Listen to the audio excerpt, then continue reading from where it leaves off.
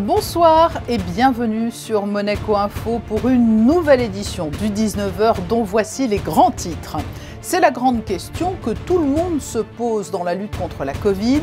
Existe-t-il des thérapies prometteuses et si oui, à quel horizon seront-elles disponibles? La directrice de recherche en immunologie du CNRS à l'hôpital Cochin, Morgane Bomsel, sera notre première invitée. On a tous une âme de collectionneur en nous, tous ou presque. Le nouveau musée national propose aux collégiens des ateliers destinés à forger leur regard sur l'art. Guillaume Aubry, artiste collectionneur en résidence à Monaco, les a guidés. Reportage à suivre. Il a pris les rênes de l'école supérieure d'art plastique à la rentrée dernière. Sa formation et son parcours l'ont conduit à l'école du Louvre et aux Beaux-Arts de Paris notamment. Thierry Levier sera avec nous pour nous présenter les différentes filières qui sont proposées au pavillon Bozio et ses ambitions à ce poste qu'il a accepté sans hésiter. La musique Renaissance à l'honneur, à l'initiative de la direction des affaires culturelles. L'ensemble israélien Profeti della Quinta a donné un concert à la chapelle de la Visitation, reprenant des chants italiens d'époque. Le départ du rallye Monte-Carlo sera donné le 20 janvier prochain, mais l'édition 2021 se prépare déjà, et notamment du côté des commissaires qui ont pris part à une journée de formation pour être fin prêt le jour J. Une équipe de Monaco Info s'est même glissée dans la peau des participants. Mais débutons ce journal avec toutes les questions que vous vous posez certainement sur la Covid. Des thérapies vont-elles voir le jour dans un avenir proche? Les variants vont-ils jouer les perturbateurs en permanence sur le front de l'épidémie? Y a-t-il des personnes plus résistantes que d'autres? Pour nous éclairer, nous accueillons la directrice de recherche du CNRS à l'hôpital Cochin, Morgane Bomsel. Bonsoir. Bonsoir. On parle beaucoup aujourd'hui de la vaccination encore et nous y reviendrons lors de cet entretien. Mais avant toute chose, peut-être une lueur d'espoir, est-ce que des pistes thérapeutiques prometteuses se dessinent ? Oui, il y a plusieurs traitements qui sont développés actuellement.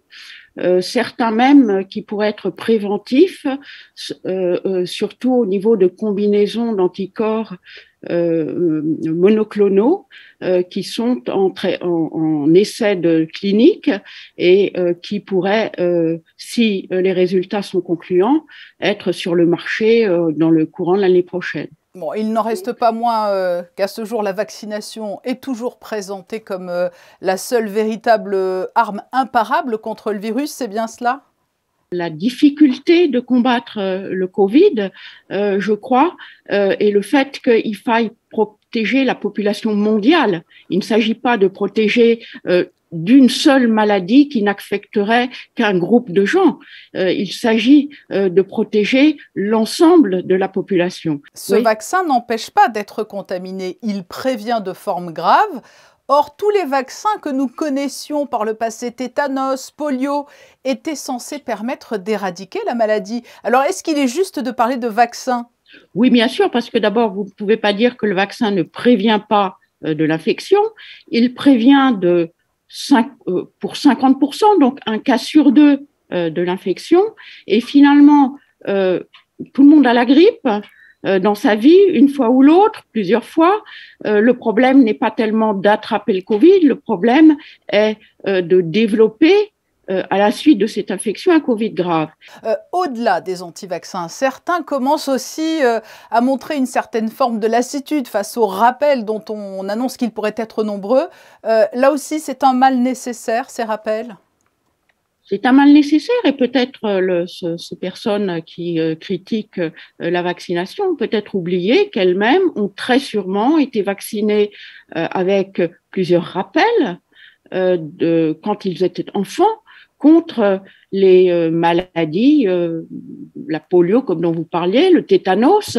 Relativement récemment, on a allongé le délai entre deux rappels pour le tétanos, diphtérie, tétanos, polio, DTP que tout le monde a eu, et les gens de plus de 25 ou 30 ans ont eu un rappel tous les 10 ans. Donc, bon, et puis personne ne faisait attention à ça. Et puis vous, tout particulièrement, Morgane Bobsell, chercheur CNRS à l'hôpital Cochin, je sais que vous étudiez aussi des pistes possibles de vaccins. Alors là, c'est lié aux muqueuses au nez, c'est cela? Absolument. Nous travaillons sur le VIH et avons développé des vaccins actifs au niveau des muqueuses génitales qui permettent de protéger de la transmission sexuelle du virus. Mais ici, il s'agit de la COVID dont le lieu de pénétration dans l'organisme est le nez. Et il y a plusieurs études en cours, en phase clinique, qui ont développé des vaccins qui seraient applicables par spray nasal au niveau du nez et qui, sur des modèles animaux, ont montré une efficacité redoutable. Cette vaccination permet d'induire une réponse immunitaire anticorps au niveau local, juste au site d'entrée du virus. Et puis dans ce vaste dossier Covid, il y a aussi les fameux variants qui sont des mutations du virus. Alors Delta a été redoutable, aujourd'hui apparaît Omicron. Est-ce que les mutations de virus ne font que les renforcer ou est-ce qu'elles peuvent aussi également les altérer leur degré de dangerosité? Ce variant Omicron a acquis encore plus de mutations que le variant Delta par rapport à la souche ancestrale de Wuhan, développée en 2020. La conséquence est que ce variant Omicron s'attache mieux aux cellules qu'il va infecter ensuite, et de ce fait, le virus se propage beaucoup mieux. Cependant, on n'a pas observé d'augmentation de la sévérité de la maladie induite par ce variant Omicron. On le sait, nous ne sommes pas tous égaux face au virus, notamment les immunodéprimés bien sûr, mais il y a des personnes qui peuvent effectivement se révéler extrêmement résistantes. C'est une question de résus, de genre ou pas du tout? À quoi peut-on attribuer cette résistance? Il y a probablement plusieurs facteurs qu'on ne comprend pas encore tout à fait bien. On peut penser qu'effectivement, il y a visiblement un problème de genre. Les hommes sont plus atteints que les femmes. On pourrait attribuer ça au fait que le système immunitaire est également un petit peu différent par rapport au genre, que les chercheurs commencent à étudier et à comprendre, et qui pourrait bien avoir un rôle là-dedans. Merci Morgane Bobsell pour toutes ces réponses qui ont trait aux questions les plus fréquentes actuellement sur la Covid. Bien, je vous remercie. Au revoir. Le premier point info de cette édition, Christine Datomel nous rejoint. Une réunion virtuelle du groupe à l'ONU des Amis du Sport, coprésidée par les représentations permanentes de Monaco et du Qatar, s'est tenue avec la participation du président du Comité international olympique et du représentant permanent de la Chine, dont le pays accueillera les Jeux olympiques et paralympiques d'hiver. Christine Da, bonsoir. Bonsoir Patricia, bonsoir à tous. Effectivement, une réunion qui aura permis à l'Assemblée générale d'adopter le même jour la résolution intitulée « Édification d'un monde pacifique et meilleur grâce au sport à l'idéal olympique ». L'an passé, malgré un contexte sanitaire difficile, les Jeux olympiques ont quand même pu se tenir à Tokyo, ainsi que les préparatifs de ceux de Beijing. Le CIO était engagé à travers de nombreux partenariats pour promouvoir le développement durable et l'action climatique. Dans son intervention, l'ambassadrice de la mission permanente de Monaco auprès des Nations Unies, Isabelle Picot, a rappelé que le CIO jouait un rôle de chef de file incontournable, ajoutant que la solidarité et l'esprit d'équipe devaient guider notre réponse collective face aux défis rencontrés. Retour sur le 6e forum régional de l'Union pour la Méditerranée qui vient d'avoir lieu à Barcelone. Ce forum s'est tenu en présence des ministres des Affaires étrangères et des hauts représentants des 42 pays membres de l'Union pour la Méditerranée. À cette occasion, le conseiller de gouvernement des relations extérieures et de la coopération a rappelé les nombreuses actions de la coopération menées par la principauté en Méditerranée, que ce soit dans le domaine de l'environnement, du climat, des énergies durables ou encore de l'inclusion sociale au bénéfice des plus défavorisés. Enfin, les participants ont souligné l'importance de l'économie bleue sur l'énergie et sur l'environnement et de l'action pour le climat. On est tous, au fond de nous, un petit peu collectionneurs. Pour les amateurs ou les professionnels, les enjeux de la création d'une collection sont les mêmes. Le nouveau Musée national de Monaco a invité pour la deuxième fois dans 2 classes de 6e un artiste collectionneur en résidence. Alexandra Pani et Olivier Bonello ont suivi l'un des ateliers autour des représentations des couchers de soleil. Courser le soleil, une course effrénée que poursuit chaque collectionneur. Trouver le meilleur support, le plus original et surtout le plus rare. Tel est l'objectif des adeptes des collections. Après Oriol Villanova et ses cartes postales en 2019, c'est au tour de Guillaume Aubry de questionner les élèves de 6e aux notions d'inventaire, de conservation et de marché liées à la pratique de la collection. On propose aux élèves de travailler autour de la collection de Guillaume pour qu'ils comprennent qu'eux-mêmes sont des collectionneurs évidemment en puissance et qu'ils comprennent à la fois la pratique de ce qu'un artiste peut mettre en place avec sa collection et ce qu'est un musée également, puisqu'un musée lui-même collectionne évidemment. Et donc c'est l'enjeu pour nous que de les former à cette problématique. Une problématique qui parle à ces élèves, ils se sont aisément prêtés au jeu. On nous a demandé de prendre des images soit sur internet ou qu'on a dans nos photos de coucher de soleil et de les envoyer à la professeure. Et comme ça, au moins, on explique ce qui nous intéresse dans ces photos et on apprend un peu plusieurs sortes d'art. L'art abstrait, l'art figuratif. Lui-même se définit comme artiste collectionneur. Il réalise en ce moment une thèse sur les couchers de soleil et a sorti un ouvrage intitulé Sunset Cocktails. Guillaume Aubry intervient à plusieurs reprises au sein de ces 2 classes de 6e des collèges Charles III et FANB.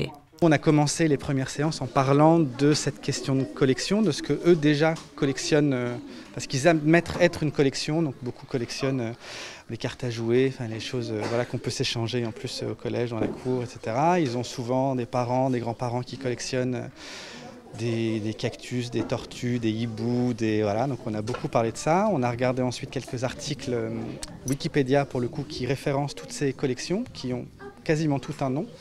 Et on s'est rendu compte qu'il n'y avait pas de nom pour les collections de couchers de soleil, alors que c'est une des collections peut-être les plus répandues. On en a tous dans nos téléphones. Donc on a le set de table, le mug, les casquettes, voilà.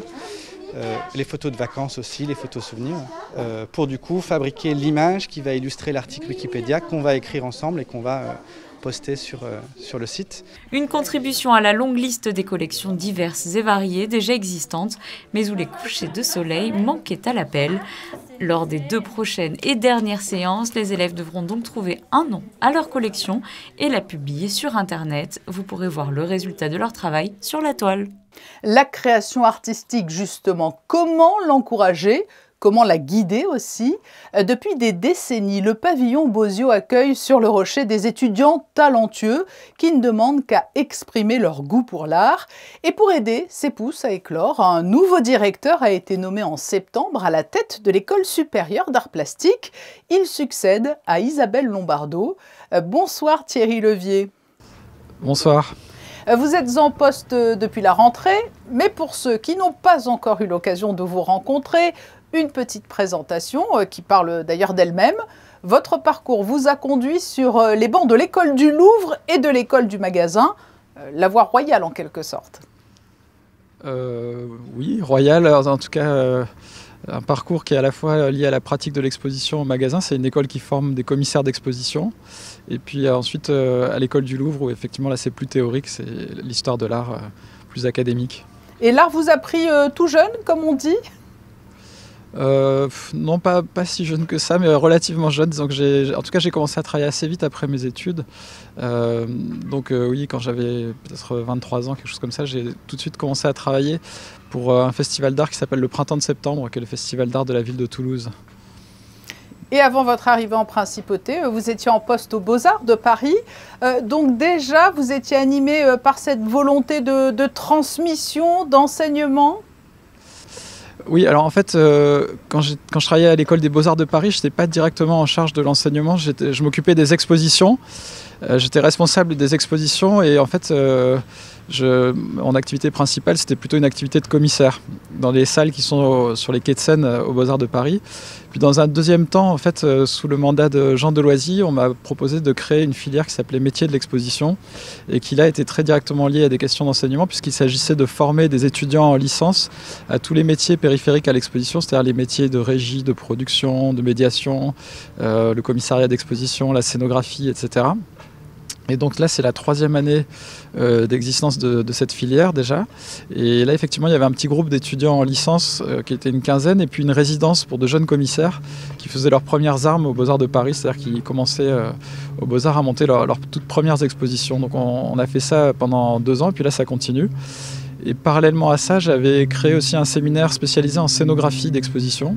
Donc un séminaire qui s'intéressait à l'histoire de la scénographie, qui est une discipline qui était assez peu enseignée dans les écoles d'art françaises et qu'on a co-organisé avec l'école d'architecture Paris-Malaquais, qui se trouve sur le même site que les Beaux-Arts de Paris. Donc par exemple, la semaine prochaine, on aura Anne Dressen, qui est la conservatrice du musée d'art moderne de la ville de Paris, qui viendra parler depuis Monaco. Et puis, alors, nous l'évoquerons plus largement dans quelques instants, toutes les missions du pavillon Bozio. Mais vous n'avez pas hésité une minute lorsque cette opportunité s'est présentée? En fait, ce qui était très intéressant pour moi, donc, comme je vous disais, j'étais certes dans une école d'art, mais pas dans des missions directement liées à l'enseignement. Et je ne souhaitais pas forcément passer pleinement dans des questions de pédagogie et d'école. Mais la particularité du pavillon Bozio, c'est qu'en fait, l'école est spécialisée en art et scénographie.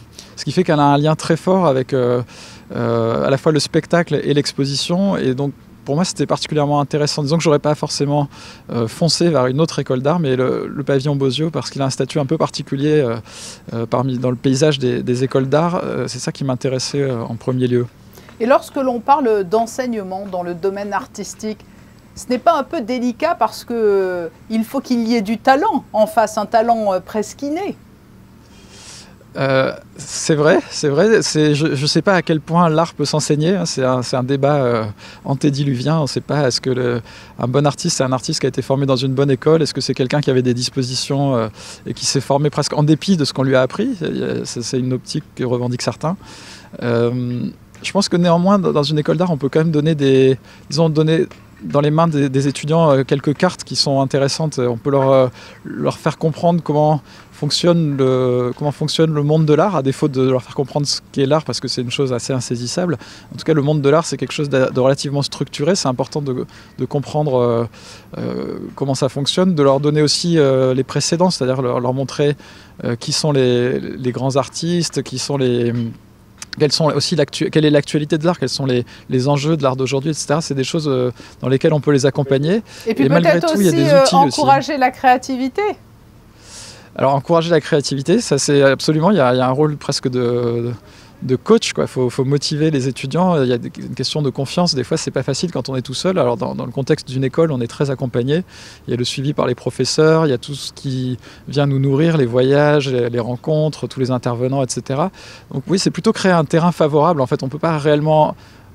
Je ne sais pas jusqu'à quel point on peut enseigner l'art. En tout cas, on peut créer un terrain qui soit favorable. Un terrain qui soit peut-être moins solitaire que celui que pourront connaître ensuite les artistes quand ils seront face à eux-mêmes dans la pratique de l'atelier. Il y a quelque chose d'ici aussi, il y a une sorte d'émulation collective, il y a une réflexion, une sorte de débat continu au sein de l'école, et tout ça, c'est des choses qui sont passionnantes, je pense, pour les étudiants.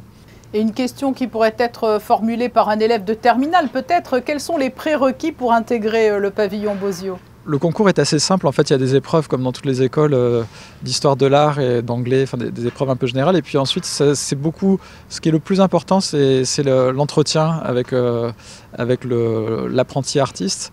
Il faut faire preuve d'une grande motivation. Parce que être artiste, c'est peut-être le métier le plus difficile. Et donc, il faut que déjà, avant même de rentrer, de mettre les pieds dans l'école, il faut déjà qu'il y ait cette volonté très affirmée de devenir artiste. Merci Thierry Levier, nouveau directeur du pavillon Bozio, d'avoir répondu à notre invitation. Avec plaisir, merci pour votre invitation. Nous restons dans le registre culturel, mais avec de la musique cette fois. Une musique bien particulière, la musique Renaissance. La direction des affaires culturelles a proposé une série de concerts qui lui étaient dédiés à la chapelle de la Miséricorde. Après la musique Renaissance franco-flamande, c'est l'Italie qui a été mise à l'honneur avec l'ensemble israélien Profeti della Quinta. C'est un reportage de José Sacré et Serge Prémont.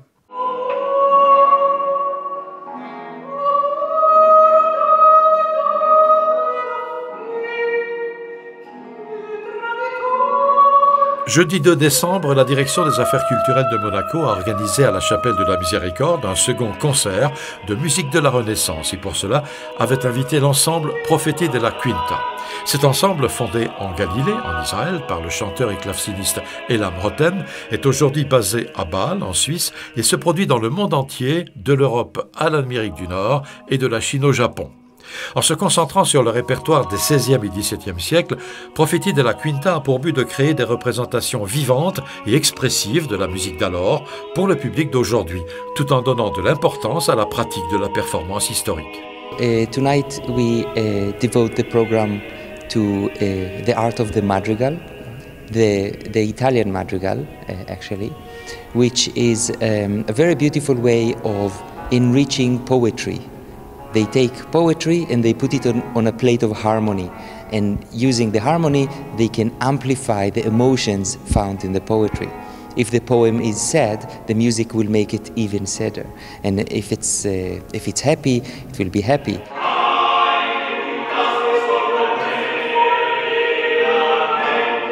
Cette nouvelle façon d'exprimer la poésie et ses affects en musique, introduite par Cipriano de Rore, a ouvert la voie à la formation d'un nouveau langage musical et aux premiers opéras de Monteverdi notamment. Une conférence portant sur 2 lieux emblématiques a été donnée au Théâtre des Variétés sous l'égide de l'AMCA lundi soir. Ces 2 lieux, Crissinda, sont la maison d'Émile Zola et le musée Alfred Dreyfus. Oui, dans cette conférence, Björn Dahlström a évoqué la restauration de la maison d'Émile Zola à Médan et la place que cette dernière a tenue dans la vie de l'écrivain, figure du mouvement naturaliste et auteur de J'accuse, et également bien sûr fervent défenseur du capitaine Dreyfus. Philippe Auriol, quant à lui, a présenté le projet muséographique du musée Dreyfus sur la base d'une question primordiale. Comment montrer l'affaire? Une réflexion qui a permis un petit détour en revenant sur l'engagement d'un acteur souvent oublié et pourtant essentiel, le prince Albert Ier de Monaco, car si les expéditions scientifiques du prince sont connues de tous, moins connu est le rôle important qu'il joua dans le camp des Dreyfusards. Une exposition consacrée à la montagne et à la tempête Alex est actuellement à découvrir à la Galerie des Pêcheurs. Une quarantaine de photos à découvrir jusqu'au 2 janvier dans les allées de la Galerie des Pêcheurs à l'initiative du photographe Jean-Pierre de Bernardi, président de l'association Art Photo Monaco et en collaboration avec la direction de l'environnement. Cette exposition intitulée « La montagne retrouvée » se veut en hommage aux habitants des vallées sinistrées par la tempête Alex en octobre 2020. Noël approche. À partir de demain, mercredi, vous pourrez vous élancer à la découverte du chemin des crèches à Monacoville. Oui, un chemin des crèches toujours très attendu et désormais traditionnel depuis sa création, voici 8 ans. Au fil du chemin, les crèches de différents continents seront à découvrir dans les meurtrières et sur le haut des grandes portes de la rampe Major, ainsi que sur la place du Palais, laquelle offrira cette année 2 thèmes pédagogiques aux visiteurs. Une 50aine de crèches offrira des matériaux naturels tels que le bois, la paille, le tabac, la toile de jute, la laine ou encore la cire, la pierre et même des coquillages et du chocolat noir. Les commerçants joueront également le jeu en présentant des vitrines sur le thème écologique de la mer. Samedi après-midi, à noter qu'aura lieu également une animation organisée par les commerçants où petits et grands découvriront des ateliers dans les ruelles du Rocher. Et puis une belle initiative, la marque Alter Design a organisé un défilé de mode caritatif dans le tunnel Riva. Pauline Ducruet, créatrice de la marque, a organisé un défilé exceptionnel au profit de Fightets Monaco et de Écoute Cancer Réconfort sur le thème de l'estime de soi. Un défilé particulièrement émouvant par la présence des mannequins affiliés et bénévoles. Une partie des bénéfices générés lors de ce défilé sera reversée au profit des deux associations. À moins de 2 mois du coup d'envoi du rallye Monte-Carlo et du Monte-Carlo historique, le comité d'organisation et le corps des commissaires de l'Automobile Club viennent d'effectuer une journée de formation. Cet entraînement a plusieurs objectifs, d'autant plus que le WRC entre la saison prochaine dans l'ère de l'hybride. Émilie Rousseau s'est prêtée au jeu en participant à cette formation. Un reportage réalisé avec Thomas Deus et Clélia Renaud. Le CRIC, le circuit routier d'information des commissaires, est au rallye ce que le stage des commissaires est au Grand Prix. Il s'agit d'une formation pratique afin de passer en revue les acquis du directeur d'épreuve jusqu'au simple commissaire. La réglementation évolue, nous remettons toujours à jour et nous vérifions les capacités de nos hommes à comprendre, à interpréter les textes et à les appliquer. C'est très strict et ils sont notés vraiment avec des appréciations et après on en tire des conclusions. Si quelqu'un n'est pas bon, eh bien on va le mettre de côté obligatoirement. Strict mais nécessaire car l'Automobile Club de Monaco a un statut à respecter. Son corps a été retenu comme étant le meilleur au monde par la FIA. C'est surtout pour visionner la position et tout ce qui a trait aux commissaires de route qui doivent être exactement situés là où c'est prévu. Et en plus je suis le premier concurrent théorique. Puisque la voiture zéro, c'est son rôle, c'est d'être en condition de course. Donc les commissaires sont déjà un peu plus conditionnés quand on arrive. Moi, a priori, je sais comment ça se passe, donc je ne devrais pas avoir trop de problèmes. Pour réviser ses gammes, l'ACM avait organisé un véritable rallye avec 3 spéciales dans les hauteurs de la Principauté. Et pour tester le corps, nous nous sommes mis en situation. Nous aussi, nous prenons le départ de cette répétition grandeur nature. Mais avant cela, un petit briefing s'impose avec notre copilote. Là, c'est le carnet de pointage similaire, voire identique à ceux qui seront utilisés lors du rallye Monte-Carlo WRC et rallye Monte-Carlo historique. Donc en fait, à chaque point de passage, le copilote devra montrer ce carnet au commissaire afin d'inscrire l'heure de départ à laquelle il pointe et son heure d'arrivée. Direction La Turbie pour le départ de la spéciale. Une fois arrivé sur place, tout est méticuleusement noté par notre copilote en raison des mesures sanitaires, mais aussi par le commissaire qui, à l'issue de la journée, remettra son carnet à la direction de course. Au moins, tout est noté par écrit et ça peut permettre d'avoir des preuves à l'appui en cas de contestation pour la direction. Ce jour-là, les commissaires de l'ACM ont également été sensibilisés aux nouvelles normes, procédures et mesures de sécurité qui seront mises en place dès 2022 avec l'introduction des toutes nouvelles WRC hybrides. La FIA s'adapte, on implémente des nouvelles réglementations, des nouvelles générations de voitures. Et avec ça, on a effectivement des règles de sécurité. Et notamment sur les bénévoles, j'insiste là-dessus, sans qui rien ne pourrait se passer. Et c'est notre devoir de les protéger. Mais d'un point de vue FIA, notre devoir, c'est d'aider les clubs, les organisateurs de rallye, à avoir les outils qui leur permettent de gérer leurs bénévoles et de les informer. Le corps est désormais fin prêt à 2 mois des prochaines échéances, à savoir le 90e rallye Monte-Carlo et le 24e rallye Monte-Carlo historique. Passons aux prévisions météo pour la journée de mercredi. Crisinda, à quoi devons-nous nous attendre ? Un temps à rester sous la couette, Patricia. La journée de mercredi sera fraîche et nuageuse et pluvieuse. Les températures n'excéderont pas les 11 degrés et ne descendront pas en dessous de 7 degrés. Le soleil se lèvera à 7h49 et se couchera à 16h54. Mercredi, nous fêterons l'Immaculée Conception. Au chaud donc de préférence, merci Crisinda. Nous nous retrouvons demain à 19h pour un nouveau journal. Nous nous quittons sur des photos de fin d'édition appétissantes et de circonstances. Noël s'accompagne non seulement des traditionnels cadeaux, mais aussi de savoureuses gourmandises. C'est sur ces images que je vous souhaite une très belle soirée.